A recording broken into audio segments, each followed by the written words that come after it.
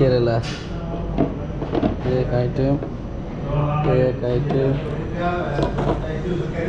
एक आइटम एक आइटम एक आइटम দেখছো অনেক আইটেম ওর ডিমও আছে বিকেলবেলা একটু চা খাইতে আসে কেরালা রেস্টুরেন্ট বিকেলবেলা যে কেরালা রেস্টুরেন্ট বসছে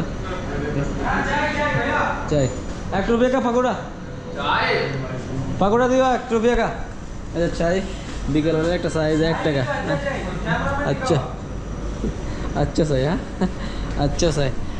1 টাকা বাংলাদেশে প্রায় 33 টাকা একটা চায়ের দাম কেরালা রেস্টুরেন্ট 1 रुपये का पकौड़ा दियो এই যে পকোড়া